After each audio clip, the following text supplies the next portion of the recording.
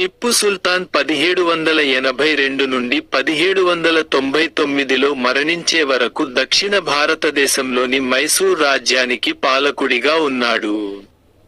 అతను తన తండ్రి హైదర్ అలీ తర్వాత రాజు అయ్యాడు మరియు డిసెంబర్ 1782లో జరిగిన ఒక సాధారణ పట్టాభిషేక వేడుక తర్వాత రాజు అయ్యాడు.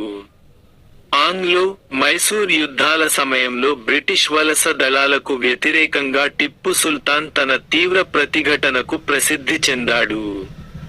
అతను ఒక సమర్థవంతమైన జనరల్ మరియు నిర్వాహకుడు, కొత్త భూ ఆదాయ వ్యవస్థ, కొత్త నాణేల వ్యవస్థ మరియు క్యాలెండర్ వంటి ముఖ్యమైన సంస్కరణలను ప్రవేశపెట్టాడు. నాణేల వ్యవస్థ మరియు మౌలుడి క్యాలెండర్ అనే క్యాలెండర్. టిప్పు సుల్తాన్ మైసూర్ సైనిక ఆవిష్కరణలను విస్తరించాడు.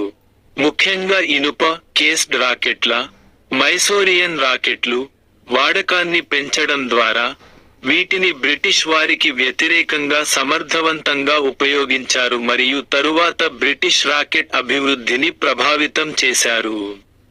అతని పరిపాలన ఆర్థిక అభివృద్ధిని ప్రోత్సహించింది.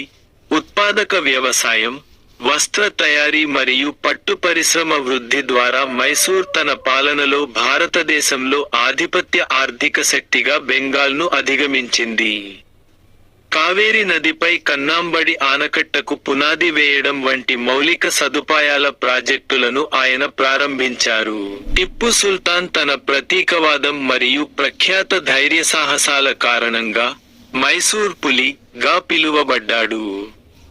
అతను మరాఠాలు మరియు బ్రిటిష్ వారికి వ్యతిరేకంగా అనేక యుద్ధాలు చేశాడు మరియు బ్రిటిష్ ఆక్రమణలను నిరోధించడానికి ఇతర ప్రాంతీయ శక్తులు మరియు ఫ్రాన్స్తో పొత్తులు ఏర్పరచుకోవడానికి ప్రయత్నాలు చేశాడు. అయితే 1799లో 4వ ఆంగ్లో మైసూర్ యుద్ధం తర్వాత టిప్పు సుల్తాన్ తన రాజధాని శ్రీరంగపట్నంపై దాడిలో చంపబడ్డాడు. ఇది దక్షిణ భారతదేశంలో బ్రిటిష్ వలసవాదానికి బలమైన స్వదేశీ ప్రతిఘటనకు ముగింపు పలికింది.